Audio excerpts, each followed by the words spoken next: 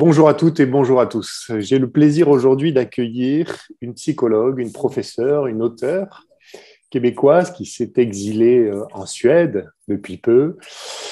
Et ce personnage humaniste, très positive, ce n'est autre que Madame Lucie. Madame Lucie Mandeville. Bonjour Lucie. Bonjour Sébastien. Au Québec, tu sais, on a des lois. Hein, vous avez des lois aussi. Et chez nous, on ne peut même plus dire qu'on est psychologue lorsqu'on a pris notre retraite. C'est particulier.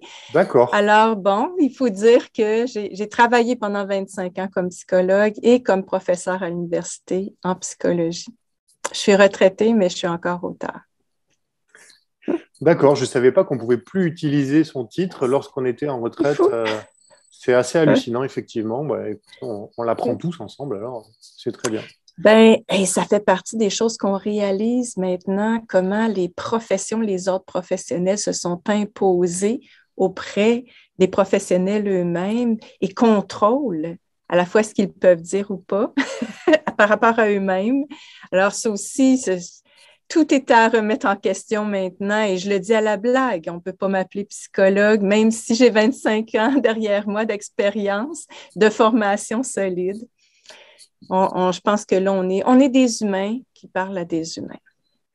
C'est très juste. Je pense on peut dire ça comme ça. On est d'abord des humains qui parlons à d'autres humains et on essaie de parler avec le cœur, avec la sincérité, avec une approche humaniste que tu as beaucoup et en même temps positiviste, qui est quand même un petit peu le cœur, on va dire, de ta réflexion et de ce que tu es finalement. Très bien dit. Ça me décrit bien. Eh bien, c'est parfait. Écoute, je voudrais on avait dit qu'on aborderait un petit peu le sujet de la période et qui nous amènerait à essayer de transcender finalement les souffrances que certaines peuvent vivre de nos jours, qui sont essentiellement des souffrances psychologiques, que ces personnes soient malades ou non de cette crise, enfin je veux dire malades physiquement vraiment ou psychologiquement. Le but n'est pas de nier finalement ces souffrances, c'est plutôt d'essayer de comprendre et en même temps d'amener un message positif, de guider les gens vers comment soit l'accepter, soit le transcender. Chacun acceptera ce message à sa mesure, selon ses propres compréhensions, je dirais. Et je pense que tu vas nous aider d'abord peut-être à définir ce qu'on pourrait dire, qu'est-ce qu'une souffrance de nature psychologique dans une période comme celle-là. C'est ce qu'on vit tous, si ce n'est qu'à certains moments. Il faut le reconnaître. Et même si aujourd'hui on parle de bonheur ensemble, Sébastien, il faut reconnaître cette souffrance-là d'abord et avant tout. D'abord, ouais. Parce que l'erreur qu'on peut faire quand on parle de bonheur dans une période comme celle-ci, c'est que les gens ne se sentent pas compris, ne se sentent pas rejoints là où ils sont. Puis, comme toi, Sébastien, je me tiens au courant de tout ce qui se passe, même si je suis en Suède, je regarde ce qui se passe en Oui. France, en Belgique, au Québec, évidemment, au Canada. Et je vois bien que les gens souffrent à certains moments. Et les gens, puis ça inclut tout le monde, ça inclut les enfants, les adolescents, les commerçants, tu sais, ces professionnels-là, d'abord et avant tout, et les aînés qui sont isolés parce qu'on s'est rendu compte, toi, plusieurs d'entre nous, que les mêmes lois, les mêmes décrets, les mêmes discours même sont prononcés partout dans le monde. Bon, pour dire que ce n'est pas nos gouvernements, nos politiciens qui décident, ni nos Non. journalistes d'ailleurs qui décident ce discours-là, mais c'est vraiment une instance qui est au-dessus d'eux. Alors, ça fait souffrir les gens qui se sentent seuls, qui se retrouvent seuls, plusieurs. Ouais. Les enfants, par exemple, qui doivent porter des masques, vivre de façon isolée, ne pas vivre leur enfance. Les adolescents qui sont poussés à éviter d'être en contact avec d'autres. C'est fou, hein? Et les personnes aînées, les adultes, les commerçants qui doivent, bon, passer par-dessus leur droit de gagner leur vie. Tout ça est absurde en même temps. Donc, il y a cette souffrance-là dans la mesure où on plonge là-dedans, où on y croit d'ailleurs. Puis, il y a aussi, il faut parler des gens qui ont réussi à se sortir du discours de l'histoire qui est raconté et qui peuvent faire l'expérience d'un grand bonheur. Je dis souvent qu'il y a le pire et le meilleur à la fois en ce moment. C'est vrai. C'est extraordinaire de voir, bon, chez vous, ils ont sûrement entendu parler de ce qui se passe au Canada avec le convoi des camionneurs. Et c'est pas seulement le convoi, c'est toute cette solidarité de gens qui apportent des vivres, des vêtements, qui dansent et qui chantent ensemble. Alors, il y a quelque chose de l'ordre d'un amour universel, inconditionnel, qui est vécu à travers ces rassemblements. Et les gens en ressortent, puis ils le disent, ils témoignent. Il se passe quelque chose là qui n'a jamais été vécu à notre époque, là. Puis en même temps, il y a ces décisions gouvernementales, ces mesures imposées, ces lois et toutes les nouvelles qui circulent dans les médias qui peuvent faire peur.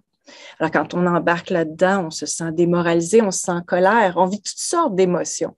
Il faut les reconnaître, ces émotions-là, savoir que ça fait partie du vivant, savoir que ça peut être utilisé aussi pour devenir actif, intervenir dans cette crise.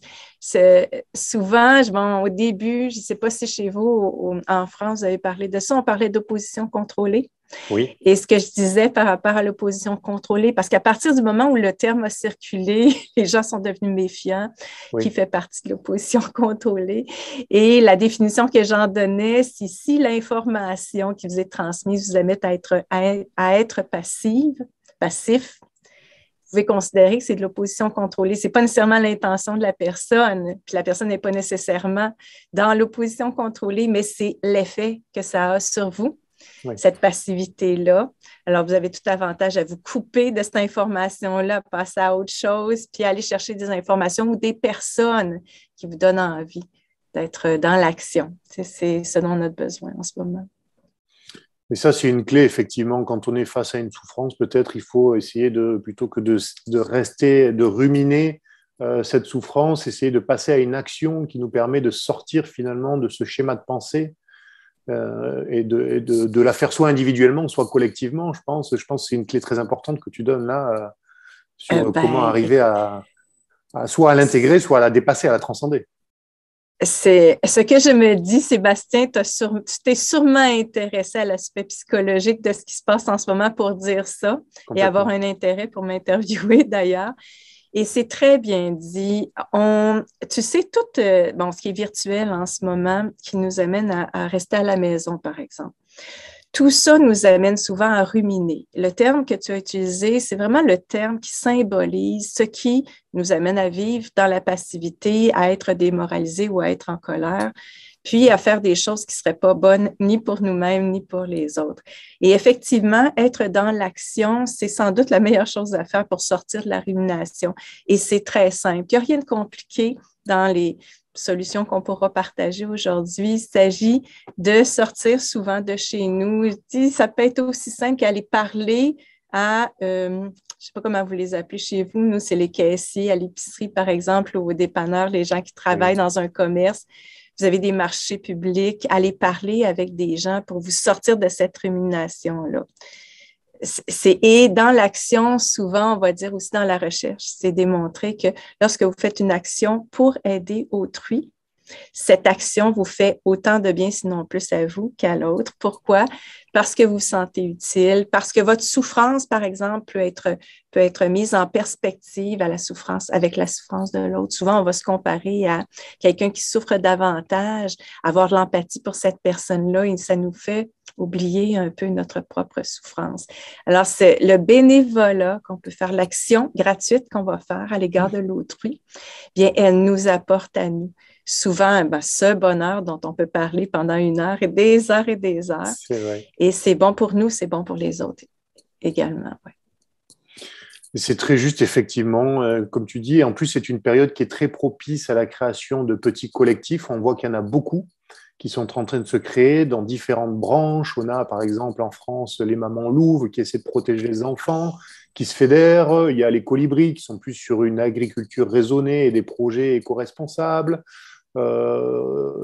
J'imagine qu'il y en a également en Suède de ce type, mais il y a beaucoup d'autres groupes finalement qui sont liés à la santé comme Réinfo Covid ou du Conseil scientifique indépendant. En fait, il faut peut-être conseiller aux gens justement pour dépasser ça, de s'agréger à des petits groupes en fonction de ce qui résonne en eux pour pouvoir partager ces petits moments du quotidien en plus de ces courses effectivement, et comme tu le décris très bien, Et se sentir utile et se sentir faire partie du renouveau social mondial. Bien, c'est exactement ça. Des groupes comme ça, il y en a partout. Il y en a chez vous, il y en a au Canada, en Suède, partout dans le monde. Et bon, je vais te dire une des premières choses qui m'a interpellée au début de cette crise, c'est les gens qui écrivaient des commentaires en disant « Je me sens donc seule parce que dans mon réseau, dans ma famille, mes amis, je suis la seule à penser comme ça, à avoir cette perception de la réalité. » Et cette solitude-là, elle, je dirais, elle est criante en ce moment, mais comme tu le dis, il y a tellement d'occasions qui sont présentes actuellement pour en sortir. Je te raconte ce qu'on a fait au Québec. On n'avait pas le droit dans le temps de se réunir à l'intérieur. Et c'était assez froid, c'était l'hiver d'ailleurs, mais on a initié ce qu'on a appelé les marches pour briser l'isolement.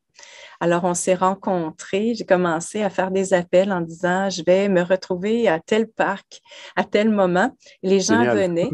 Ouais, on marchait ensemble, on pouvait discuter. Et puis après ces groupes-là, bon, ça s'est créé. Écoute, il y en a partout maintenant au Québec et je crois que, bon, j'espère que ça se fait ailleurs aussi. Ces groupes ont donné lieu à d'autres initiatives comme des soupers qu'ils ont fait ensemble, puisque chez nous, comme chez vous, les non-vaccinés ne peuvent pas aller au restaurant. Exactement. Alors, il y a eu des soupers et il y a eu tous ces petits groupes dont tu parles qui sont pas nécessairement très connus. Parce que j'ai l'impression que le renouveau, ce nouveau monde qu'on espère et qui voit le jour, il a commencé à être bâti, même probablement avant, mais il gagne de la force en ce moment parce que les gens ne veulent plus entendre parler de cette normalité à laquelle certains tiennent encore, mais ils veulent des co-créateurs plutôt. Et il y a des communautés. Moi, j'en parle avec certaines personnes dans tous les domaines, tu le disais, sur le plan de l'environnement, mais des communautés plus locales, de production, par exemple, mais aussi en termes politiques. Bon, tu parles des mamans loups, j'en avais entendu parler aussi. L'école à la maison, chez nous, ça a pris vraiment beaucoup d'ampleur. Puis quand je dis chez nous, je suis en Suède, mais c'est sûr que mon cœur est aussi au Canada, là. Et oui, je comprends. Mais c'est vrai que c'est très bien, c'est très important effectivement de le souligner et d'insister là-dessus. Il faut que les gens se soudent et finalement refassent société au quotidien, dans la localité, à proximité de chez eux et qu'ils reviennent à ces échanges de bon sens. Internet, c'est très bien pour partager des informations, mais il faut quand même vivre les choses dans l'action aussi au quotidien, ce qui permet, comme tu disais très justement, de se sentir bien, utile, épanoui finalement, grâce à ça. Et en lien.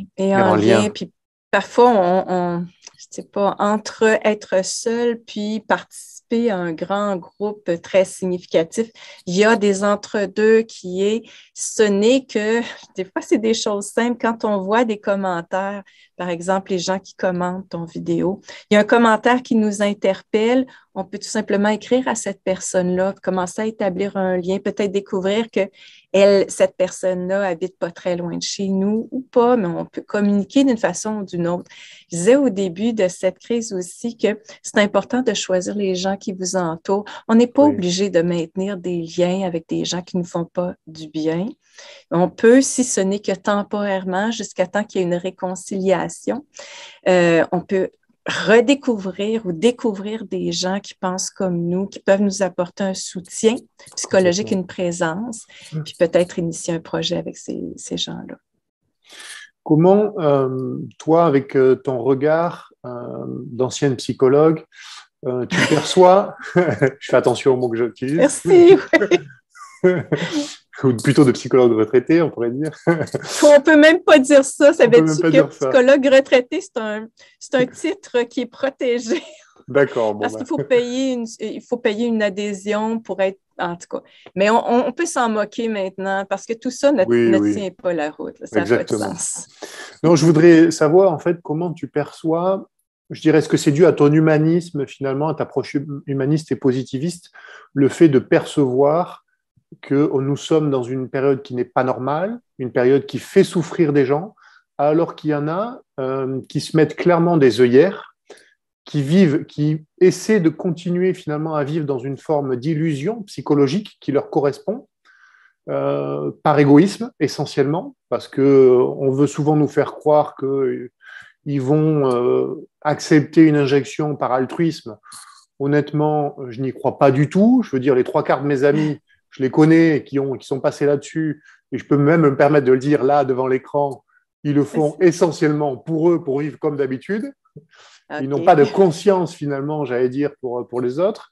Comment tu peux analyser ça, toi, sur finalement cet aspect psychologique, c'est-à-dire le refus de voir la souffrance des autres et simplement vivre dans son petit précaré et se dire jusqu'ici, tout va bien pour moi, ça va. Écoute, c'est ce que je fais depuis le début. J'essaie de comprendre pourquoi ils réagissent comme ça. Je ne sais pas si tu vas être choqué que je te dise ça. J'ai quand même l'impression qu'on est plus semblables que différents. Oui. Mais il y a quelque chose de particulier chez les gens qui, comme toi, comme ceux qui t'écoutent, ont réagi avec le cœur grand ouvert, prêts à aider des gens, alors qu'eux-mêmes ne sont pas concernés. J'étais impressionnée et ce que j'entendais toujours, c'est le mot amour, bienveillance. Exactement. C'est vraiment venu me chercher à me dire comment ça se fait que chaque personne qui intervient, peu importe son domaine, sa spécialité, peu importe son statut, peu importe son statut, je veux dire, financier, économique, peu importe d'où cette personne-là venait. Et moi, j'ai marché dans des manifestations avec des gens tellement différents de moi et de réaliser que ces gens-là ont un grand cœur, sont bienveillants. Je pense que les gens vont se reconnaître. De l'autre côté, je me suis dit, peut-être qu'il y a quelque chose de particulier quand même dans ces gens-là qui fait en sorte qu'ils ne sont pas conformistes au narratif, à l'histoire qui est racontée. Comment ça se fait qu'ils ont réussi à porter un jugement personnel sur ce qui se passe, puis aller de l'avant, puis essayer de trouver des informations? Et parmi ces gens-là, j'ai trouvé bien des gens qui ne fonctionnaient pas bien dans le système auparavant, des gens, bon, tu sais, on a donné en psychologie des étiquettes auxquelles je ne crois pas, là, mais des TDAH, des gens qui avaient des troubles d'attention ou avec hyperactivité. Puis je réalisais, mon Dieu, il y a beaucoup de personnes comme ça autour de moi qui voient ce qui se passe. Et là, je me suis dit, tiens, on a toujours dit que ces gens-là ne correspondaient pas au système. Maintenant, je dis, le système ne correspond pas à leur génie. Ces gens-là ont un cerveau qui fonctionne beaucoup plus rapidement, sont plus sensibles, plus alertes par rapport aux informations. Alors, il y a un potentiel dans les gens qui ont su voir la game, l'arnaque. Exactement. C'est des gens qui, malgré cela, étaient traités de cons dans le système éducatif autrefois. En tout cas, c'est encore là, mais je pense que je suis convaincue que ça va changer. Ceux qui sont en ce moment dans le narratif, ma lecture de la situation, c'est qu'il reste une minorité qui croit au narratif, qui respecte les mesures, qui en veulent une 3e dose, qui ne veulent pas que ça change. C'est une minorité. La majorité, pour moi, là, c'est des gens qui ont une petite voix intérieure qui leur dit quelque chose qui n'est pas normal, mais ne l'admettront pas devant toi. Oui, ils ne diront pas, ils ne veulent pas perdre la face. Puis il y a une résistance incroyable. C'est ainsi parce que comme je te dis, depuis le début, j'essaie de comprendre. Moi, je n'ai jamais vécu ce que j'appelle une guerre. Et puis, j'étais obligée de m'adapter et essayer de rajouter des compétences et des connaissances à mon arc, comme on dit, là, à celle que j'avais déjà pour essayer de comprendre. Puis ce que je vois, c'est une grande résistance parce qu'on leur a fait peur. On a créé un trauma, ça c'est clair. Moi, je suis revenue au début de cette crise, je n'étais pas au Québec, je suis revenue, c'était déjà installé ce trauma-là. J'étais en recul en me disant, oui, qu'est-ce qui se passe? Les gens sont traumatisés. Même les gens en santé ont l'impression qu'ils peuvent contaminer les autres alors que ce n'était pas possible. Oui. Alors, il y a eu un trauma, c'est les médias qui ont réussi à faire ça, avec les annonces gouvernementales. Puis cette grande peur-là, je ne sais pas si tu peux comprendre, c'est que quand on leur a mis dans la tête les termes de complotiste, complot, ça a ajouté à cette peur-là une peur d'aller de l'avant puis de chercher à comprendre autre chose que le narratif. Il y a donc une peur qui sous-tend cette passivité-là. Puis on peut rajouter, qui est-ce qui ne se lève pas en ce moment? Je vais dire, c'est les gens à cravate. Je ne veux pas généraliser parce qu'il y a des gens à cravate qui ont vu clair et qui se lèvent en ce moment, mais c'est quand même ceux qui étaient habitués à leur confort. Puis ce confort-là, ils ne veulent pas le perdre et ils l'associent à la société actuelle. Ce qu'ils ne se rendent pas compte, c'est que cette société actuelle, elle est tout sauf normale. Elle est tout sauf vivante, elle est tout sauf humaine. Mais c'est dans la subtilité. On a tellement été habitués à vivre dedans qu'on ne le voit plus. Je te donne un exemple. Je parlais avec mon ami Robert Béliveau, qui est médecin chez nous, qui intervient souvent. On fait souvent des entretiens ensemble.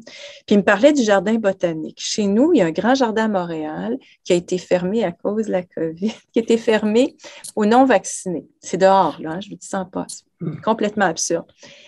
Puis, il me parlait de ce jardin-là, puis il y tenait, il y tient évidemment au jardin, puisque c'est là qu'il va faire ses grandes marches, puis il retrouve la santé, le bonheur. Puis là, je réalisais que le jardin botanique avait été clôturé. Depuis toutes ces années, il est clôturé. Je te dirais qu'en Suède, il y a une loi ici qui fait que tout le monde a le droit de profiter des endroits de nature. Et là, je me disais, regardons ça, au fil des années, on a interdit, on a contrôlé, surveillé les endroits de nature dans nos pays. Alors, je ne sais pas si tu comprends.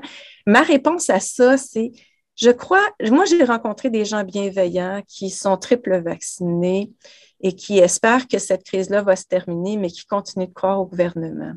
C'est des gens bienveillants. C'est des gens qui ont la main sur le cœur, qui aiment leurs enfants. Mais ils ne peuvent pas traverser le mur entre… Tu comprends ce que je veux dire? Oui, il y en a aussi, effectivement. Tout à l'heure, j'ai un peu caricaturé, mais tu as raison, effectivement, il y a des gens qui acceptent ce narratif et qui sont bienveillants malgré tout et mais qui sont juste sous hypnose, on pourrait dire presque. Qui sont sous hypnose, mais je crois qu'il y a une partie qui leur appartient. Je ne peux pas dire qu'ils sont tous sous hypnose, ils font le choix. Oui. À cause de ce confort-là, de cette peur-là, je sais pas, ils veulent pas, ils résistent en ce moment jusqu'à temps qu'ils soient touchés eux aussi, puis que là, qu'ils soient remis en question. Puis, il faut le dire, ça a été tellement bien monté, si on peut dire, qu'ils veulent pas avoir à dire qu'on avait raison. Puis, je sais pas si tu comprends, c'est que plus on s'affirme, plus ils vont résister, plus ils vont trouver des arguments. Puis c'est rendu absolument plus logique, mais ils vont répéter ça. Puis c'est vrai que ça peut nous choquer. Hein? On l'avoue, parfois on vit de la colère contre ces gens-là, mais je pense qu'il faut prendre une distance, puis faire nos affaires, puis un jour, ces gens-là vont, j'espère, revenir à la raison. Est-ce qu'on peut parler du coup j'allais dire, à la fois de déni, et même de dissonance cognitive pour ces gens qui ne veulent pas accepter et comme tu dis, peut-être qu'ils accepteront qu'à partir du moment où ils seront touchés, soit dans leur propre chair, soit dans leur environnement très proche. Oui, tout à fait, c'est ça qu'on a dit. Il y a tellement de termes. Il y a eu de la manipulation mentale. Je constate qu'en fait, il n'y a que ça. Que ça. Je cherche, parce que je suis hyper informée, comme plusieurs d'entre nous, mais je regarde les stratégies qui sont utilisées en ce moment. Il n'y a que la manipulation mentale qui fait en sorte que toute nouvelle information crée de la dissonance cognitive. Et quand je te dis, ils ont utilisé des termes, c'est pas anodin les termes qui ont été utilisés. Un peu comme dans la guerre du Rwanda, on avait utilisé le terme insecte pour dire on peut tuer des insectes. En ce moment, on doit se méfier des complotistes. Alors, c'est tout à fait ça. La dissonance cognitive, c'est un filtre qu'on a dans notre cerveau qui fait que les informations ne rentrent pas et le filtre a été créé à partir des médias de masse et du gouvernement. Tu dis, oui, tu reconnais bien ça? Ah oui, là, je suis tout à fait d'accord avec toi. Je pense effectivement que ce n'est que de la manipulation mentale qui est savamment orchestrée et qui est, je dirais, connu en fait de ceux qui tirent les ficelles, hein, parce qu'en réalité, comme tu disais en début de vidéo, on voit bien, tellement c'est coordonné à l'échelle mondiale, que la majorité des gouvernants ne décident quasiment de rien. En fait, eux, c'est comme presque des marionnettes qui sont mis là pour réciter un récit qui est en dehors de la réalité. Et finalement, ils n'arrivent même plus, donc ils sont totalement irrationnels. Et ils n'arrivent, et comme la réalité les rattrape, ils ne veulent pas l'accepter. Ben, c'est soit ils ne veulent pas l'accepter ou ça fait partie de la manipulation mentale, cette confusion, ces incohérences, on les a vues partout, là. Vous avez eu chez vous aussi le fait qu'il ne fallait pas porter de masque, puis après, il ne fallait pas. Tu vois, c'est voulu, à mon sens, de créer de Oui. l'incohérence. Puis quand une personne est confuse, ben, il va s'accrocher à la sécurité. Et là, nos papas gouvernements représentent cette sécurité.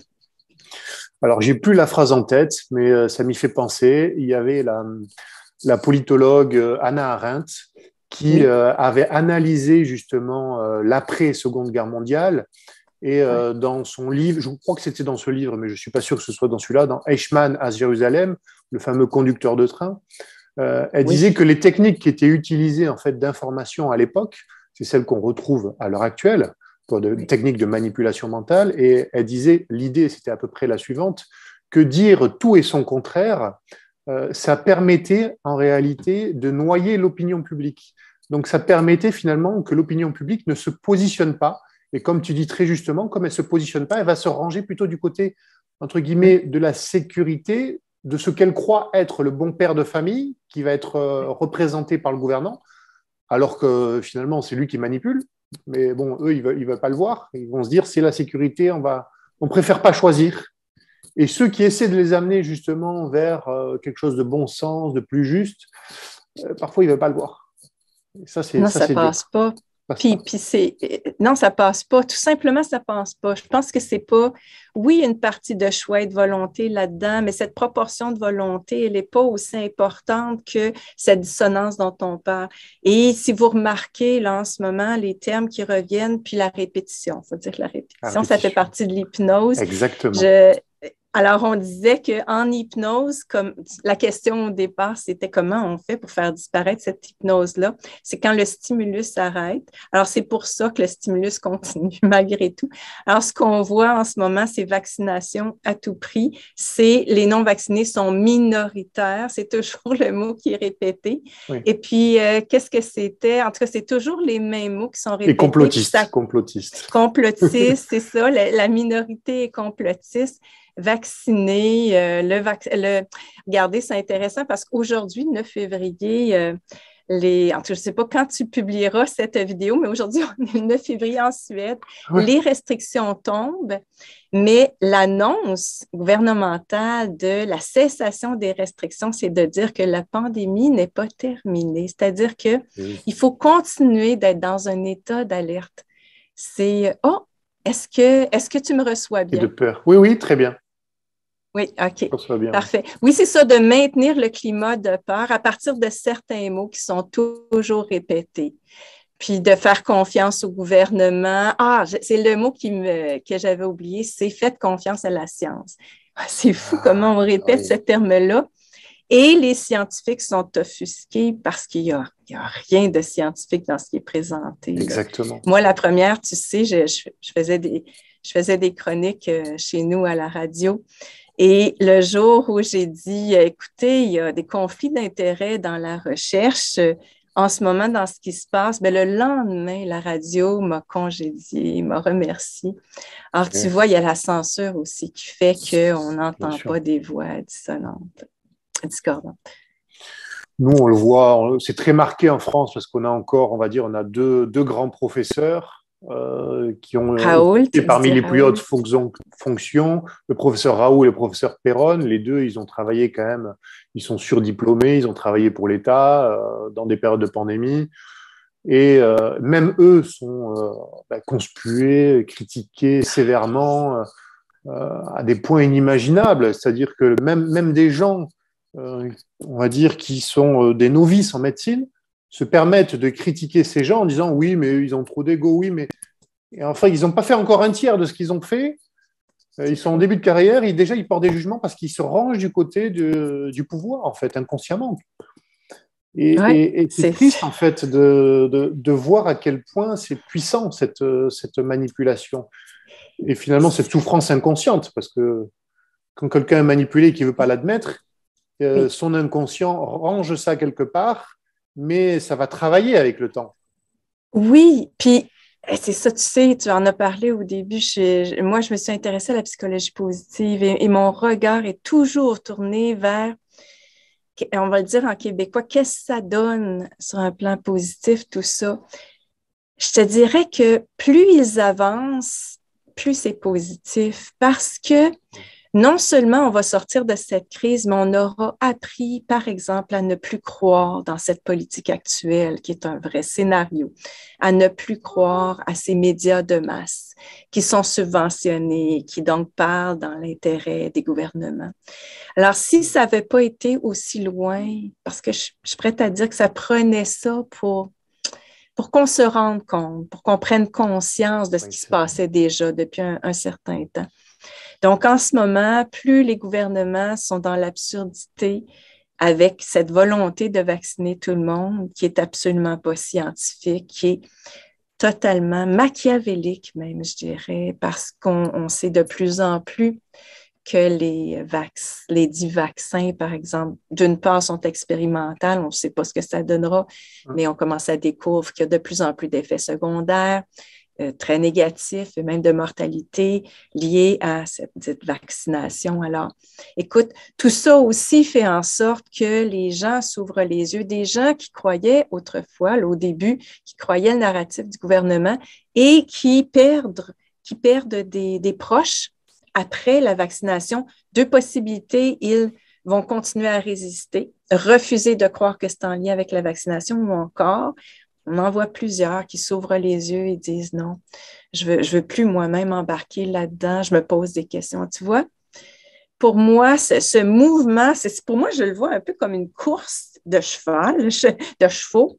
C'est-à-dire qu'il y a deux mouvements actuellement, un mouvement très positif de prise de conscience, puis de mobilisation et d'action, tout comme il y a ce mouvement qui avance dans l'absurdité et tout ce qui est toxique et nocif. Puis un ne va pas sans l'autre.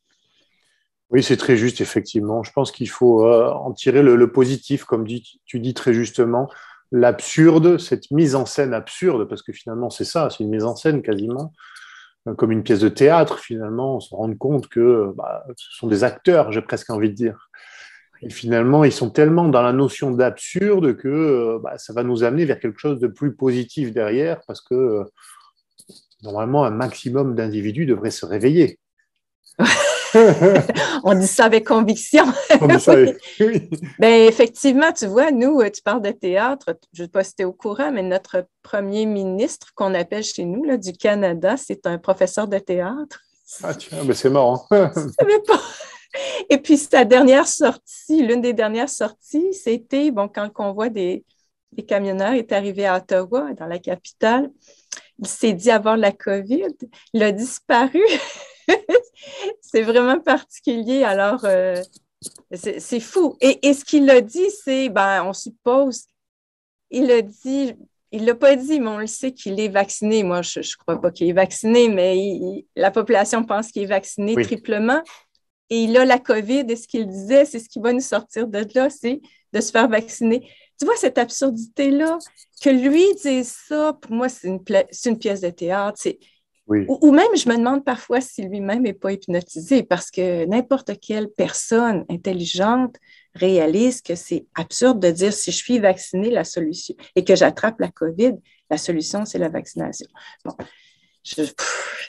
à la limite, on devrait cesser de s'intéresser à cette histoire-là, puis construire parce que ça ne tient plus la route. Là. Oui, c'est très juste. Je pense que nous, c'est exactement le même narratif. C'est exactement le même. Ils sont triple vaccinés, ils attrapent, ils disent la seule chose qui peut nous sortir, c'est la vaccination. Ah, c'est vrai. Et c'est marrant parce que notre président, lui, son épouse, c'était sa prof de théâtre. Donc, tu vois, finalement... c'est vrai? Oui, oui. Donc, tu vois, il y a peut-être finalement cette notion de mise en scène. On est en train de tirer sur un fil, là, qui est en train d'émerger. Je pense effectivement que c'est trop gros, presque, je dirais, pour ne pas que ce soit une pièce savamment orchestrée. C'est-à-dire que c'est presque une volonté d'accélération d'un effondrement. Et ceux qui ne se réveillent pas, ils ne se réveillent pas. Mais eh bien, c'est bien dit. Je sais que c'est terrible ce qu'on vit. Je le sais, là. Je peux pas m'empêcher de voir ça comme un mouvement très positif d'éveil. Oui. C'était pas nécessaire, à mon avis, d'aller aussi loin pour obtenir pour viser, va viser à atteindre les objectifs qu'ils avaient. Bon, dont on ne parle pas en ce moment, mais qu'on connaît tous, là. Il n'y avait pas besoin d'aller si loin. Alors, pourquoi ils continuent à tout prix, là? Bon, on pourrait passer du temps aussi à répondre à cette question-là, puis on aurait plusieurs hypothèses qui sont sans Oui. doute des vérités aussi, là. Mais n'empêche qu'ils s'attirent ce réveil-là. Ils provoquent ce réveil-là en même temps.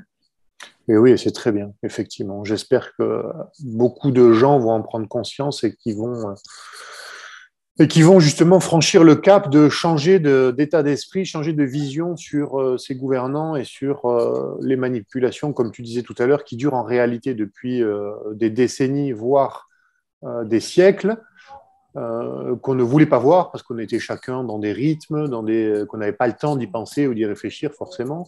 Mais comme tu disais de manière très juste, on est hyper informés, nous, maintenant, parce que comme on a compris quelque chose, on va chercher l'information on a besoin par rapport à d'autres qui sont moins informés et qui veulent peut-être pas voir ou ça leur fait peur d'avoir trop d'informations. Mais nous, on a pris position. Et maintenant, on sait qu'on va rester dans cette position parce qu'on sent que c'est juste au fond de nous. Exact. Puis, je pense qu'on ne peut même pas faire le contraire.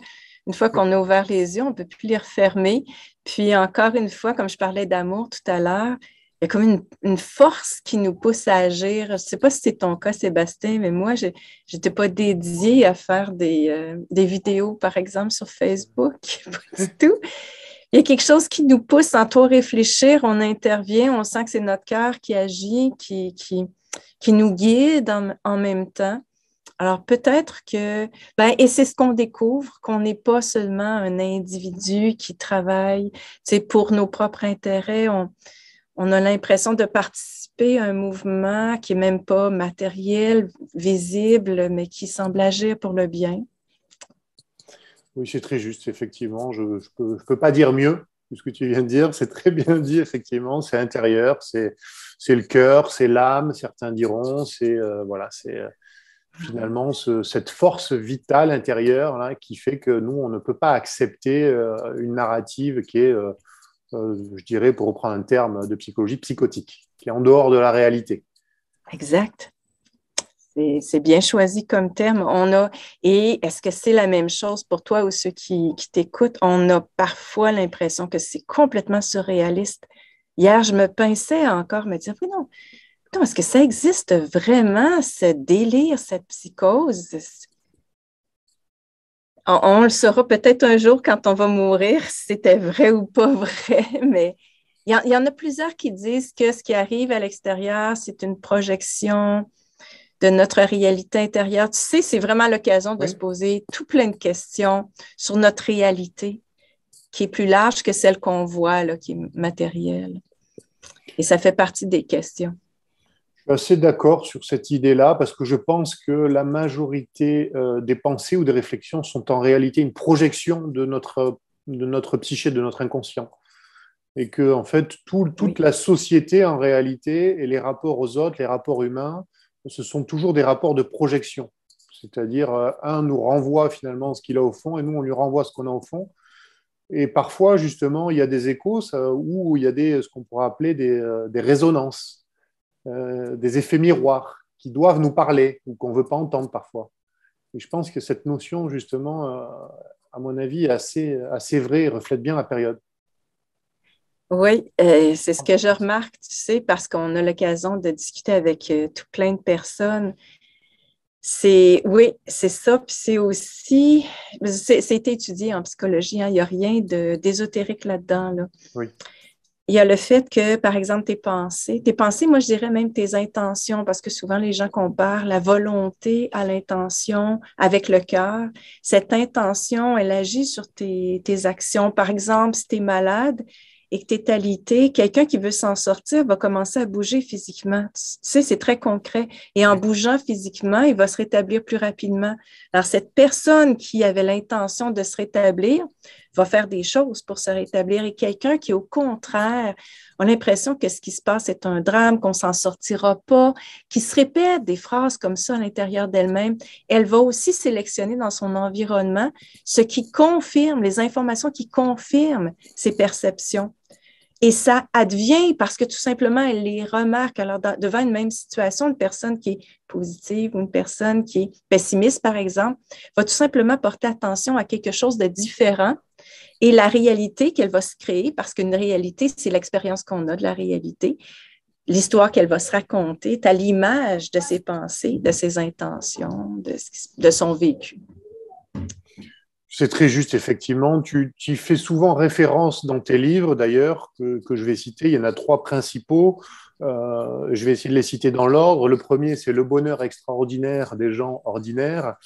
Le second, c'est Soyez heureux sans effort, sans douleur, sans vous casser la tête. J'aime beaucoup le titre.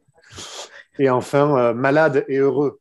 Et effectivement, on revoit un petit peu cette idée, finalement, en filigrane, en fond, de la psychologie positive et le fait de, lorsqu'on est confronté à une situation difficile, une situation de souffrance, la pensée et le pouvoir de la pensée, donc de la psychologie positive, agit beaucoup, finalement, sur le corps et sur la maladie qu'on sait parfois même créer par cette même pensée. Exactement ça. Puis là, il est le temps de cesser de séparer le corps et l'esprit et le cœur. C'est reconnu que les pensées, les émotions influencent ce qui se passe dans ton corps. Alors, je me souviens quand j'ai sorti ce livre qui était populaire avant même qu'il soit sur les tablettes, il était chez nous, on dit un best-seller. Et en même temps, on a vu l'ordre des médecins ou certains médecins réagir en disant, bon, ça concerne le corps, puisque vous parlez des gens malades, vous ne devriez pas, puisque vous êtes en psychologie. J'étais prof de psycho à ce moment-là, je faisais des recherches sur le sujet. Et moi, ce que je disais, c'est, écoutez, s'il y a des connaissances en psychologie qui peuvent être utilisées pour aider les gens malades physiquement, pourquoi on devrait censurer, ne pas en parler? On avait tout avantage. Ben oui. Ben, il y a une chasse gardée en médecine et c'est ce qu'on voit en ce moment.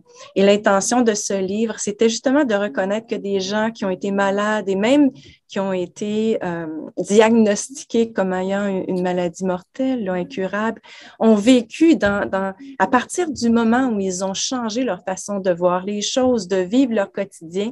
Ça a été pour plusieurs d'entre vous les meilleurs mois, la période de la vie qu'ils ont aimé le plus, où ils ont été le plus heureux. Et plusieurs, d'ailleurs, même avec un cancer stade 4, ben, moi, je ne fais que raconter les histoires vécues. Là. Certains ne sont pas morts comme c'était prévu. Alors, tout ça nous amène à nous poser des questions. Quel est le rôle de la pensée, l'intention et les sentiments, les émotions qu'on vit sur notre corps physique? Voilà. Je pense que c'est ce qui est primordial, effectivement. C'est l'essence même de la psychologie positive, ce rôle de la pensée sur le corps et finalement sur notre bien-être intérieur, hein, qui participe à créer ou à défaire des maladies. J'avais lu un très bon livre, peut-être que tu connais ce médecin, c'est un neurologue, je pense que ça pourrait t'intéresser. J'ai déjà fait référence dans des précédentes vidéos. Un ancien neurologue, il a écrit L'interprétation des maladies et un autre livre qui s'appelle Et si la maladie n'était pas due au hasard. Et il explique qu'à travers justement la psychologie indirectement et la déconstruction de symboles qui sont liés à des périodes de vie particulières, on peut défaire une maladie, même une maladie très grave, comme le cancer, dont tu viens de parler. Et alors parfois, ça peut être simplement une psychologie positive qui est liée à un placebo et à la manière dont le médecin amène cette information à son patient. Mais parfois, ça peut être un traumatisme qu'une personne a vécu quand elle était enfant et qui finalement se réveille plus tard à cause d'une situation similaire, en fait, qu'elle avait enfouie dans son inconscient. Et cette situation similaire lui rappelle finalement ce qu'elle a vécu et elle déclenche une maladie parce qu'il y a eu un traumatisme inconscient étant enfant. Et alors, pour pouvoir finalement s'auto-guérir, c'est ce qu'il explique, il faut arriver à déconstruire finalement à travers le symbole ce qu'elle a vécu étant plus jeune au moment du premier traumatisme. C'est très intéressant, puis ça me permet de souligner quelque chose qui était une erreur de la psychologie, puis en passant, la psychologie positive, c'est important de le mentionner, parce qu'il y a toutes sortes de préjugés qui circulent. C'est une nouvelle science qui a été développée en réaction à la psychologie traditionnelle orientée vers la maladie exclusivement. Et la psychologie positive, le terme pourrait changer, c'est simplement de dire que l'être humain n'a pas que des problèmes de santé mentale, il a aussi des ressources sur lesquelles on peut s'appuyer pour l'aider à traverser les moments difficiles. Et l'une des choses que j'ai apprises et que j'ai enseignées, c'est qu'on a dit depuis toujours en psychologie que pour guérir, pour être mieux, il fallait absolument creuser nos problèmes, puis passer beaucoup de temps dans une longue psychanalyse. Et ce qu'on a découvert, c'est qu'il n'y a aucun lien entre la compréhension qu'on a de notre problème, c'est intéressant, puis la solution, les solutions qui nous permettent d'être heureux puis de sortir de nos problèmes. Il y a vraiment des choses à explorer. Et encore une fois, bon, je le dis, cette crise qu'on vit nous amène à questionner, re-questionner tous les domaines, y compris la psychologie, la médecine. Puis bon, on se demandait, mais vraiment, qu'est-ce qui aide les gens à être bien? Puis c'est des choses beaucoup moins compliquées qu'on l'avait pensé l'autre fois. Tu parlais de mes livres, peut-être important de mentionner Le Fou, qui est le tout dernier livre que j'ai écrit. Oui. Peut-être intéressant parce que des fois, je me demande, mais comment c'est que j'ai écrit ce livre-là? Je ne savais pas qu'on allait vivre cette crise et il est tout à fait en lien avec ce qu'on vit en ce moment. C'est un livre qui peut sembler en dehors de mes intérêts antérieurs, mais il ne l'est pas du tout. C'est tout à fait en lien plutôt. C'est un conte qui s'appelle Le Fou, qui a déjà, d'ailleurs, été inspiré d'une histoire que j'ai vécue en France avec un Français et que j'ai appelé Le Fou, et qui parle de physique quantique et d'expérience de mort imminente parce que ce qu'on vit, ça met en lumière justement cette réalité physique, mais aussi cette réalité qui n'est pas observable, dont tu parles quand tu parles de symboles, par exemple, du travail qu'on peut faire. Il y a toute une réalité de laquelle on s'est éloigné parce qu'on nous a enseigné dans un programme académique à être centré sur une tonne de diversions qui sont pour moi très futiles à côté de ce qui est important, qui est ce bonheur, cet amour. D'ailleurs, ceux qui meurent et qui ont la chance de réfléchir un peu avant le trépas, ben, vont souvent réaliser qu'ils ont passé une grande partie de leur vie à côté de ce qui était vraiment important. Qu'est-ce qui est vraiment important? C'est très simple. C'est pas compliqué, ça coûte rien, souvent. Ça ne demande pas de travailler pendant 40 heures par semaine. C'est vraiment pas ça. Non. Alors, on est en train de redécouvrir ça à travers la solidarité, l'entraide des gens, le retour à cette connexion avec la nature aussi. C'est vrai, c'est très juste. J'ai lu une phrase, je crois que c'était dans ton livre, où je crois que c'était « Soyez heureux, sans effort, sans douleur, sans vous casser la tête ». Peut-être que je me trompe, mais il me semble que c'était celle-là dans laquelle tu parlais justement de l'esprit tordu de Freud. Et ça reprend finalement ce que tu viens de dire. Oui. Cette déconstruction, je me suis dit, cette dame a tout compris. Ah oui. Je ne suis pas psychologue, oui. Mais moi, à la base, j'ai une formation de juriste, après, je suis entrepreneur. Mais je me suis beaucoup intéressé à la psychologie et à la psychanalyse. Et j'ai lu pas mal de livres dessus. Et je suis resté vraiment sur celui qui, à mon sens, est le plus sain d'esprit, à savoir Carl Gustav Jung. Et lui, qui était l'élève de Freud, s'en est séparé justement à un moment donné où il a compris que c'était beaucoup trop orienté sur... Comme rare. Je vais te présenter, c'est ceux qui visitent la bibliothèque qui sont Bonjour, en costume de... Comme rare. Hey, say hey. Hey. Du pratar med en man från Francia. Ja. OK. C'est comme ça. Très sympa, c'est charmant. Ah oui. Tu parlais de Jung. Et Freud. Oui, je disais finalement, voilà, lui s'est détaché de Freud parce qu'effectivement, il avait compris en fait, j'allais dire presque la perversion intellectuelle de son maître et il était parti à l'envers. Et pourtant, c'est Freud qu'on a mis principalement en avant dans la société au lieu de mettre en avant justement Jung parmi, je veux dire, la classe à la fois pour tout le monde, je veux dire classe populaire, mais surtout pour les psychologues, c'est-à-dire qu'on a essayé plus de les former aux techniques de Freud qu'aux techniques de Jung. Il n'y a que ceux qui sont vraiment accrochés à Jung qui ont... C'est exactement ça. Puis ceux qui s'intéressent un peu à Freud, ils vont comprendre que Freud représente tellement ce qui se passe en ce moment. Complètement. C'est l'expertise, le mépris de la population d'ailleurs. Tu sais, quand tu t'intéresses vraiment aux positions de Freud, c'était un psychiatre, un médecin qui travaillait pour la classe supérieure, tu sais, des gens très, très riches, Oui. qui ont inventé des théories à partir des cas qui ont été... c'est pas vrai. Il y a bien des choses qui sont des mensonges à travers ce qui a été écrit par lui. Puis on réalise que ça ressemble pas mal à ce qui se passe en ce moment. Il passait parce qu'il travaillait avec cette société de gens riches et basé sur des mensonges avec un mépris du peuple, par exemple. On va voir les enfants là, qui circulent, qui viennent nous voir. Mais c'est pas gênant, ça fait la vie, c'est très bien, il n'y a pas de problème.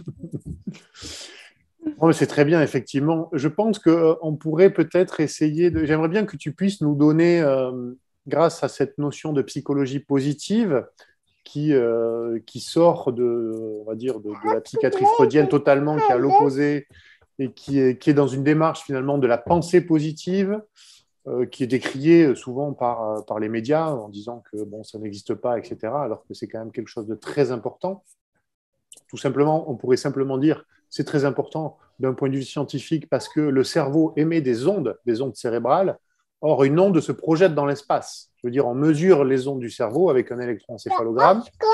On est tous capables de comprendre qu'on arrive à lire ce qui se passe sur un téléphone, une tablette ou quelque chose comme ça. Ça se projette par ondes, les images. Donc, ça veut dire que nous, quand on pense, ça ne reste pas uniquement dans la tête. C'est une onde basse fréquence, donc ça part dans l'espace. Donc, c'est important, je pense, même d'un point de vue scientifique, de dire effectivement, il y a quelque chose. L'importance de la pensée est très importante. Et j'aimerais que tu nous donnes ta définition du bonheur en le différenciant, en donnant une différence avec ce qu'on appelle les plaisirs. Ah oui, ok, oui. Parce que les gens ont tendance à confondre un peu, ils associent une somme de plaisir au bonheur, c'est pas tout à fait pareil. Est-ce que tu pourrais nous clarifier un peu ça? Oui, je vais commencer, puis tu m'orienteras si tu as l'impression que je m'éloigne un peu de ton intérêt par rapport à ta question. Plaisir, bonheur, d'abord, ce qu'on peut dire, écoute, c'est sûr que le bonheur, on pourra en parler pendant des heures, alors il faut vraiment se restreindre, mais dans ce qu'on vit actuellement, mon impression, c'est qu'on a construit une société basée sur des plaisirs, puis on peut ajouter des plaisirs éphémères. Un plaisir, hein, c'est quelque chose qui nous apporte une sensation. Un plaisir, c'est plus relié à la sensation. C'est éphémère parce que ça disparaît au fur et à mesure. Tandis que le bonheur, c'est quelque chose qu'on pourrait situer plus profondément dans notre être. Et ça peut prendre plusieurs formes, mais c'est généralement quelque chose qui nous rejoint. Alors là, j'ai continuellement des enfants qui viennent me voir. Et ça me distrait un peu. Oui, je comprends. on dit que le bonheur peut prendre plusieurs formes. Oui, ça peut être une émotion positive, une émotion par rapport à quoi? Il y a un enfant qui vient, qui me sourit, ça m'apporte un bonheur. Ça me rejoint intérieurement, par exemple. Ça peut être en lien avec quelque chose qui est plus dans le temps, comme je contribue à une société qui, pour moi, a plus de sens que celle qu'on vit maintenant. C'est comme une forme d'épanouissement qui correspond aussi à la définition de bonheur, qui n'est pas nécessairement un bonheur immédiat. Je ne sais pas si tu vois. Oui, je vois. Alors, c'est pour ça qu'on pourrait penser que même des gens qui sont malades, qui souffrent actuellement, peuvent être heureux. Heureux parce qu'il y a quelque chose, on disait par exemple avec les études de Frankl, que quelqu'un qui a vécu dans un camp de concentration peut avoir tenu le coup grâce à ce sens qu'on donne à la vie. Alors, il y a plusieurs concepts qui sont associés au bonheur, tu vois, qui sortent de l'idée d'un plaisir immédiat parce que je me suis acheté une bagnole.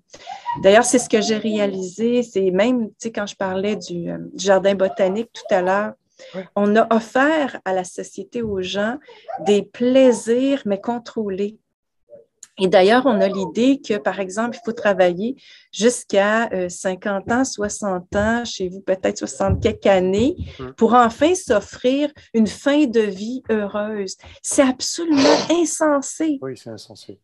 parce que nos plaisirs, comme tu dis, sont associés à des biens matériels pour la plupart, en se disant que c'est en achetant une voiture, une belle maison, en faisant des voyages qui nous coûtent beaucoup de sous. Alors, tu vois, c'est complètement... Ben, c'est bien parce qu'on est porté, même peut-être parce qu'on nous parle de plus en plus de limiter l'accès, par exemple au cinéma, au resto. Chez nous, on nous a parlé d'une taxe pour les non-vaccinés. Ça n'aura pas lieu, là, mais tu sais, déjà, les gens ont commencé à se dire, bon, peut-être que je n'aurai pas les moyens de m'offrir ces plaisirs-là. Peut-être que c'est une bonne chose parce qu'on va redécouvrir des bonheurs qui ne coûtent rien. Alors, c'est ce que j'ai envie de répondre. Je ne sais pas si tu veux m'orienter davantage. Oui, non, c'est très juste, effectivement. Peut-être, tu me dis si je me trompe, mais je dirais, pour schématiser, peut-être que les plaisirs, c'est plus quelque chose de surface. C'est plus lié, comme tu disais très justement, à la consommation, alors que le bonheur, c'est beaucoup plus profond, c'est beaucoup plus lié à l'âme, finalement, ça nourrit l'âme, ça nourrit intérieurement, alors que le bonheur, ça substitue presque, alors que le plaisir, pardon, ça substitue une forme de frustration, d'une frustration du quotidien. Ah, c'est intéressant, c'est intéressant. Oui, OK, c'est intéressant. C'est comme un bonheur conditionnel, on pourrait dire, à la limite. Un plaisir, c'est un bonheur conditionnel. Puis tu as parlé d'âme. En fait, honnêtement, toutes les études qui ont porté sur le bonheur ont considéré que lorsqu'on en parle, c'est totalement subjectif. C'est lorsque la personne va dire « oui, je suis heureuse » ou « non, je suis heureuse ». Et on disait souvent, à partir du moment où la personne hésite, c'est déjà une indication qu'elle ne vit pas. Par exemple, es-tu heureux en amour? Et es-tu heureux dans ta relation si la personne hésite? Tu vois, c'est comme si elle savait intrinsèquement répondre à cette question-là. Et ça suppose que la question va la rejoindre à quelque part à l'intérieur d'elle où il y a une vérité qui s'exprime. Je vais donner une indication qui parle aussi. On dit que le bonheur fait sourire. Je te dis ça comme ça, c'est que lorsqu'on pense à quelque chose, un projet par exemple, une personne qu'on va rencontrer ou qu'on a rencontré, si le sourire vient naturellement, c'est qu'on est heureux.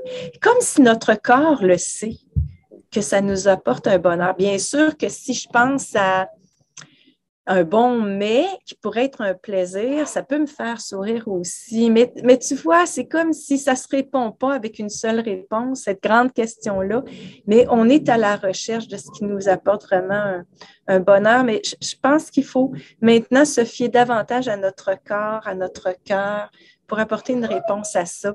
D'ailleurs, c'est une des choses que je réalise à travers cette crise qu'on vit et qui parle dans le livre Le Fou, c'est qu'il faut faire fi de toutes les connaissances qu'on a pour comprendre.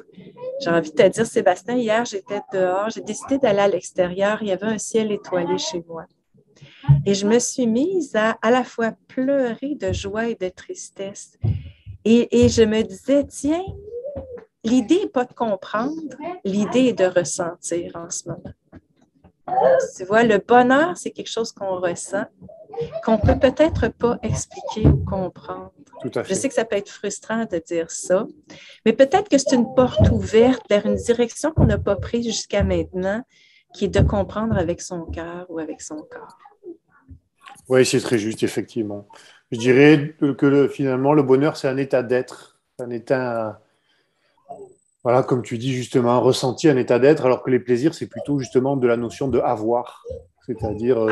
ça aussi, on a fait cette distinction-là entre avoir et être, aussi entre désirer puis apprécier ce qu'on a.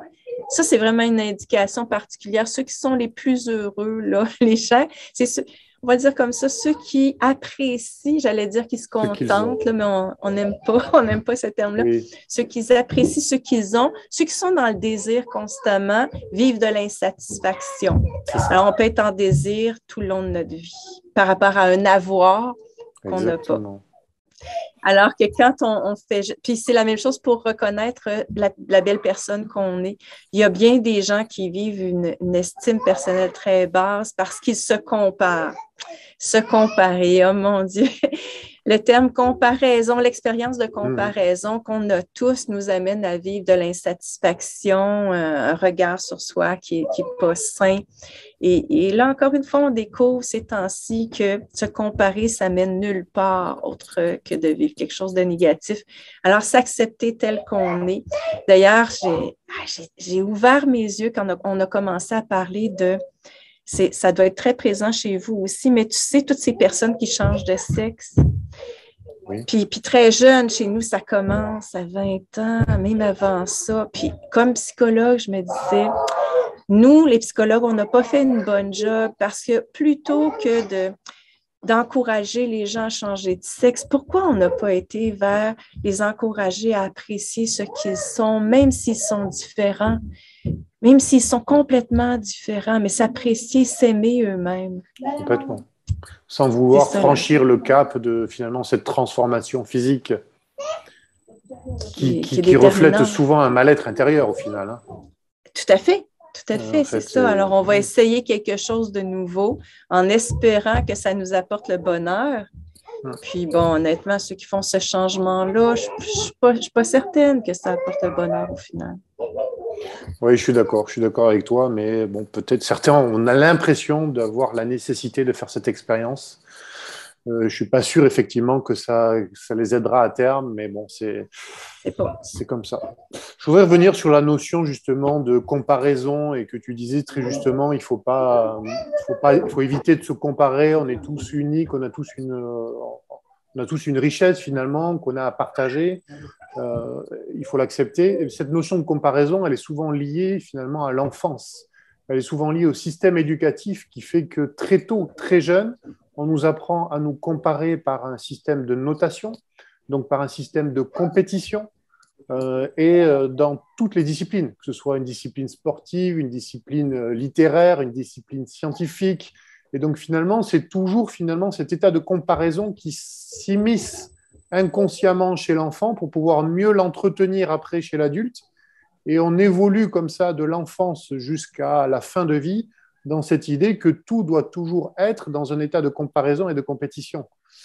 Est-ce que c'est justement peut-être ça qu'il faudrait revoir, c'est-à-dire déjà envisager peut-être pour commencer, puisque s'il faut reprendre à la racine, pour envisager une enfance plus heureuse, il faudrait peut-être revenir à une forme de collaboration plutôt dès l'école et limiter un petit peu la compétition, je dirais. Ça ne veut pas dire qu'il ne faut pas la garder, mais la limiter et mettre beaucoup plus de collaboration. Ah, mais tu sais, j'allais dire en quoi elle est utile, la compétition. Pour moi, elle n'est pas utile du tout, tu as raison. Même, comme tu dis, dans tous les domaines, chez nous, on parle des partis d'opposition en politique. Qu'est-ce que c'est ça? Mais pourquoi pas en complémentarité? Chacun ayant ses forces, on peut travailler ensemble à faire que notre pays se sorte des situations difficiles ou prospère. Mais tu as tellement raison. On a cherché à produire un standard. Je te dis comme ça là, parce que sur un plan académique, même à un niveau universitaire, je réalisais dans les dernières années qu'on visait un standard et qu'on cherchait des candidats qui correspondent à ce standard-là. Puis, on invitait les gens à être un meilleur standard. Tu comprends? C'est complètement absurde. Et on éliminait toute la créativité des gens. On n'acceptait plus les gens à partir de leur unicité, mais à partir de leur capacité à rentrer dans un moule. Et chez vous, en France, il y a quelque chose qui m'avait frappé quand on se présente à d'autres personnes qu'on ne connaît pas. Souvent, on va dire notre statut ou on va dire l'école dans laquelle on a étudié au Québec, on ne dit pas ça. Et ça m'avait frappé. Puis là, je me disais, oh, regarde donc, il faut arriver avec une médaille devant les gens. Puis si on n'a pas cette médaille, on n'ose pas trop en parler, puis on se sent dévalorisé. Alors, tu as tout à fait raison. Dès l'enfance, à mon avis, on devrait d'abord et avant tout reconnaître les belles qualités de chaque enfant. Nommer ses qualités, lui apprendre à travailler à partir de ça. En psychologie positive, d'ailleurs, on dit qu'on arrive au même résultat que l'on cible les faiblesses ou que l'on cible les forces pour aider la personne à en faire plus. C'est le même résultat, mais il y en a un qui est plus agréable, je te dirais, puis il va plus vite. Alors, on dit simplement, apprenez à faire mieux ce que vous faites déjà de bien. Tu vois comment c'est simple? Alors que, habituellement, ce qu'on fait à l'école, c'est on dit ça, tu fais ça de mal, puis tu dois apprendre à t'améliorer. Et là, on se concentre sur ce qui va pas bien, puis la personne bute, puis elle se sent pas bonne. Alors que, qu'est-ce que ça donne? Parce qu'on est tous différents et on aurait avantage à reconnaître cette différence, puis à la faire fructifier, à faire en sorte que la personne soit une belle personne différente et qu'elle puisse travailler à partir de cette différence-là.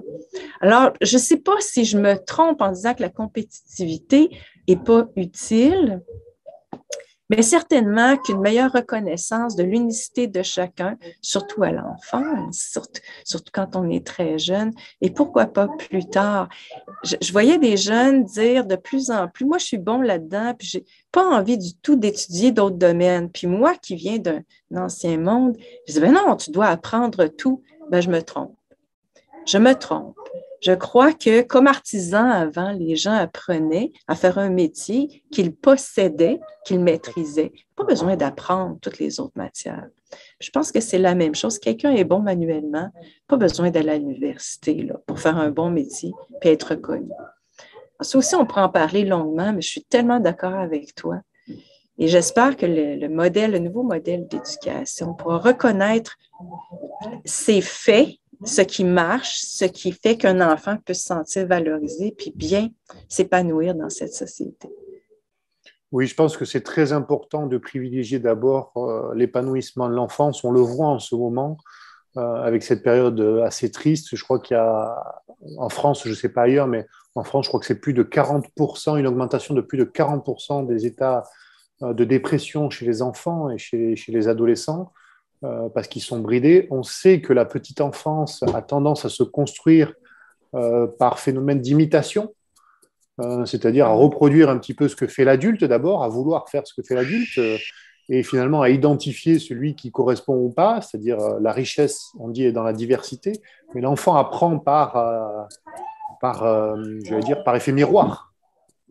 D'ailleurs, ce qu'on appelle les neurones miroirs, finalement, qui font partie du cerveau des enfants sont vraiment, je pense, le vecteur initial de tout ce qui est émotion, affectif, empathie, et qui aide l'enfant à se construire. Et lorsqu'on leur met des masques, ça les bride. Ah ben oui, Ça les bride ben très tôt. oui. Et donc, finalement, on brise une partie de leur psychologie. Et ça, c'est assez grave, finalement, parce que de ne pas vouloir le reconnaître, c'est peut-être ce qu'il y a de plus grave. Ah, c'est terrible le tort qu'on fait aux enfants en ce moment. Et tu as raison, cette intelligence émotionnelle qui devrait être la base de notre éducation. Pour moi, c'est ça. Oui, l'intelligence, on l'a, on a un potentiel intellectuel, mais cette intelligence émotionnelle, c'est-à-dire savoir reconnaître ce que je ressens, ce que ressent l'autre, pouvoir y réagir adéquatement. En portant le masque, on bloque tout ça.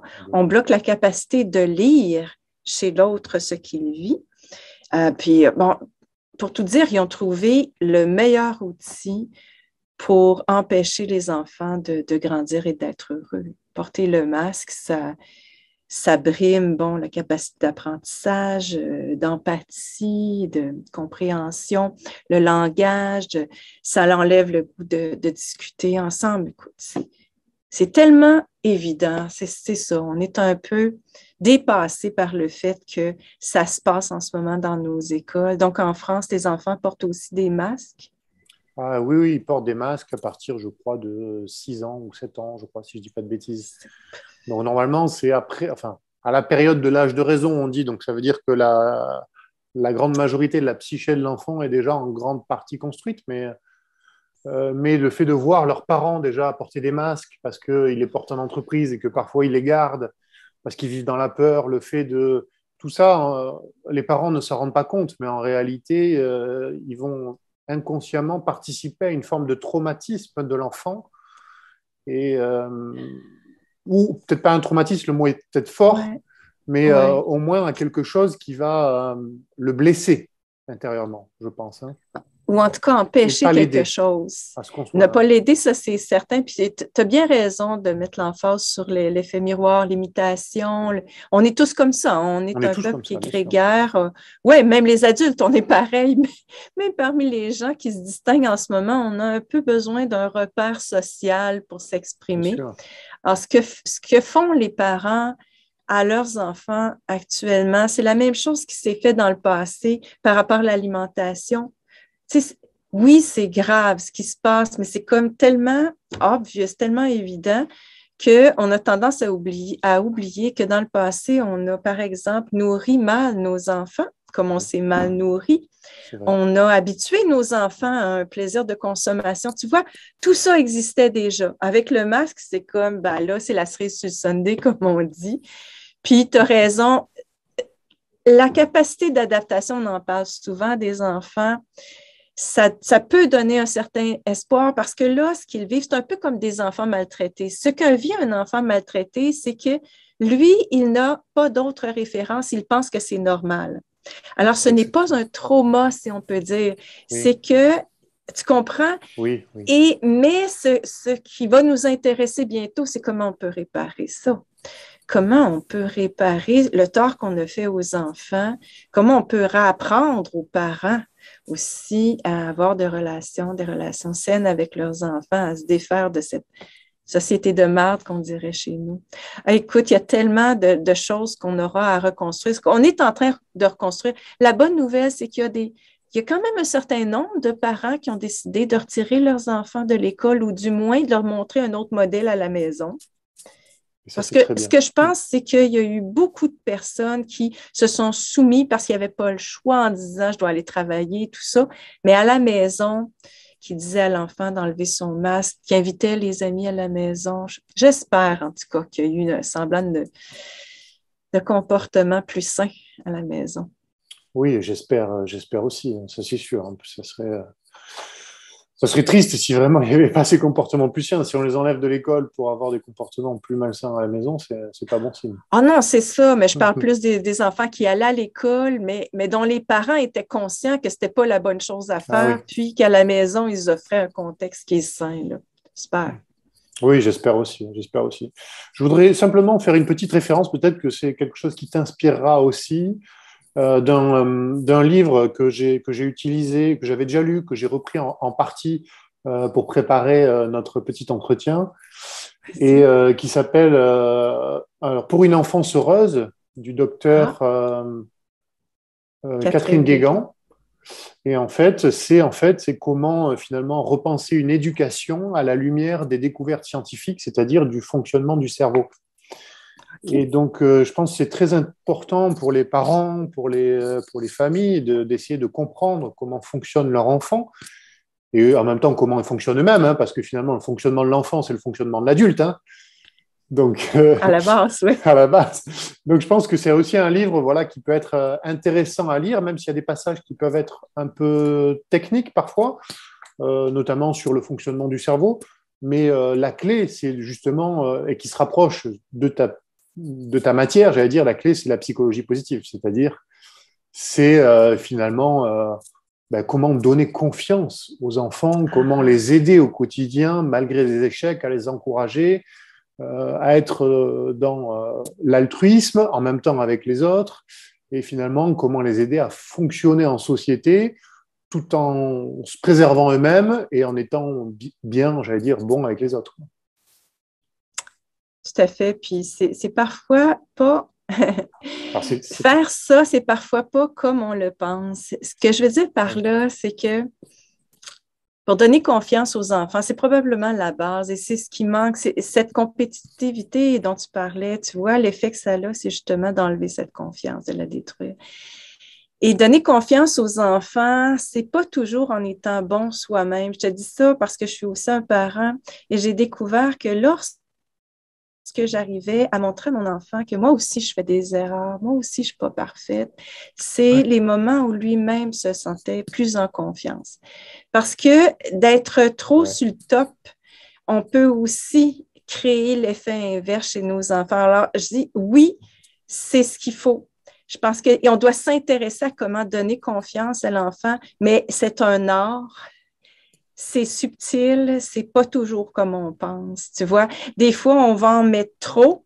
Puis quand on en met trop, par exemple, trop donner de compliments, ça va créer l'effet inverse parce que les Oui, enfants sont intelligents. Ils vont se dire, ouais, mais c'est parce que c'est mon parent qui le dit. oui, oui. Alors, tu vois, on a à apprendre à C'est agir avec nos l'équilibre. enfants pour créer cette confiance.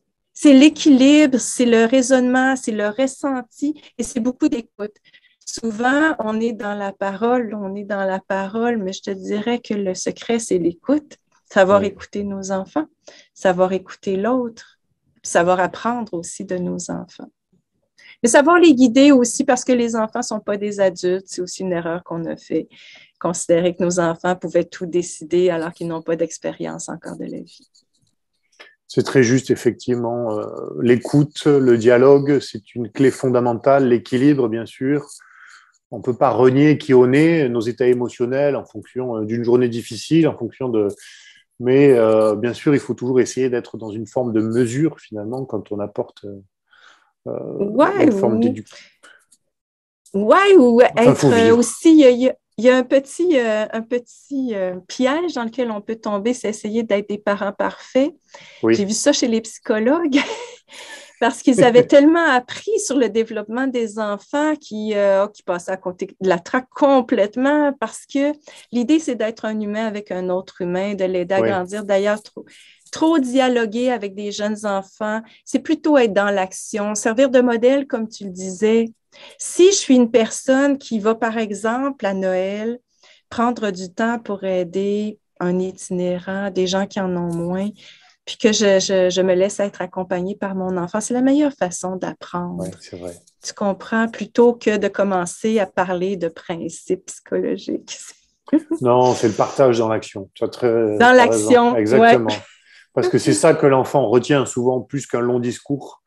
ah, Il va vraiment, retenir une action finalement sincère, en fait, finalement. Donc tout un à mode de fait, fonctionnement.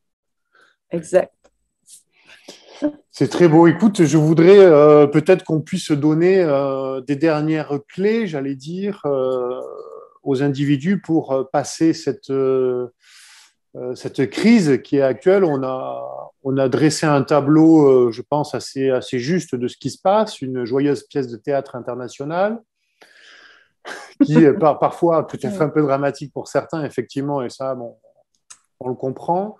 L'objectif, c'est d'essayer soit de l'accepter, soit de le dépasser et d'éviter d'être trop dans le déni. Est-ce que tu as des clés pour, outre celles qu'on a déjà un peu abordées, à savoir refaire du lien au local, se mettre dans Oui. des petits groupes, aller s'aérer, je sais que tu en parles dans tes livres, s'aérer, retour à la nature, retour à des choses simples, c'est ce qui marche pour toi, ce qui peut marcher pour beaucoup de gens aussi. Ça marche pour moi aussi. Je pense que c'est des Ah plaisirs oui, sains. Donc, oui, tout à fait. je pense que ça, il faut effectivement inviter les gens finalement à retrouver ça, des bonheurs simples et sains. Oui. Est-ce qu'il y a d'autres Alléger choses qui te sa viennent en vie. tête? Ben, il y aurait tout plein de choses, mais ce que tu as dit, c'est l'essentiel. S'alléger aussi. Tu sais, bon, on est tous les deux, du moins, très au courant de la raison pour laquelle tout ça a lieu, puis l'intention qu'il y a derrière. Et parmi les stratégies qui sont utilisées, il y a une surcharge d'informations et de divertissement, je te dirais, c'est un vrai divertissement, cette histoire, là, cette pièce de théâtre. On n'a plus besoin de regarder de films sur Netflix parce que c'est ici, on dit spénande, c'est excitant à la limite. Demain, on veut savoir qu'est-ce qui va se passer. Les discours, de quoi on parlera. Tu vois, et ça, je crois que c'est voulu. Je vais me compromettre en disant que c'est voulu. Et le piège dans lequel on tombe, c'est d'avoir notre regard tourné vers ça constamment et Oui, passer à côté de notre propre vie. Alors, quand exactement. on sent qu'on est toujours en train de regarder Sébastien, les vidéos qu'il fait, mes vidéos, les informations qui circulent dans les médias, peut-être qu'on peut réaliser qu'il y a moyen d'alléger notre vie, notre espace. Ce qui nous apporte le plus de bonheur, c'est lorsqu'on crée du temps comment on crée du temps, c'est en éliminant certaines activités qu'on a, auxquelles on est encore attaché, comme se tenir au courant d'informations. Quand on a compris la game, en gros, là, on peut arrêter de faire le tour de tout ce qu'on pourrait savoir. Oui. Puis justement, s'alléger, c'est de se demander qu'est-ce qui est vraiment important dans ma vie essentielle, puis qu'est-ce que je peux commencer à enlever dans tous les domaines, domaines d'activité, domaines de biens matériels, d'heures de travail, d'activités para-travail, puis même des activités de lien. Vraiment se poser la question, qu'est-ce qui est essentiel?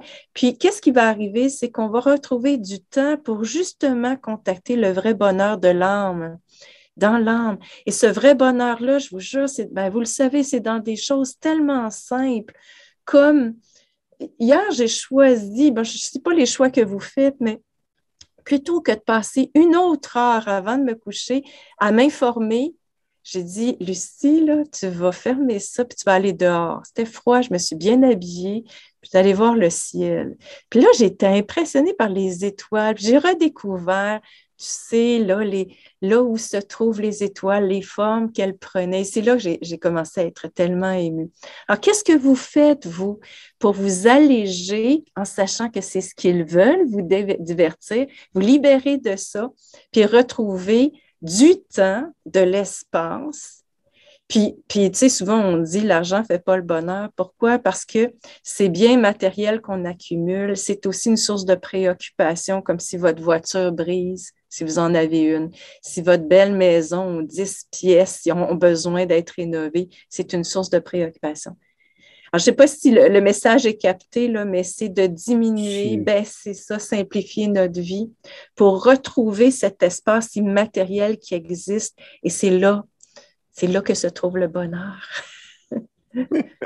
C'est très beau, effectivement. Je pense que c'est exactement ça. C'est un beau message de la fin pour dire que finalement, s'alléger, c'est revenir à l'essentiel. Et revenir à l'essentiel, c'est finalement se recentrer un petit peu sur soi plutôt que sur les divertissements extérieurs. Investir sur soi au final. Hein. Investir sur soi, c'est apprendre aussi un petit peu plus à se connaître. Alors parfois, je sais que pour certains, ça peut être angoissant parce que ça peut nous rentraîner à une phase de rumination.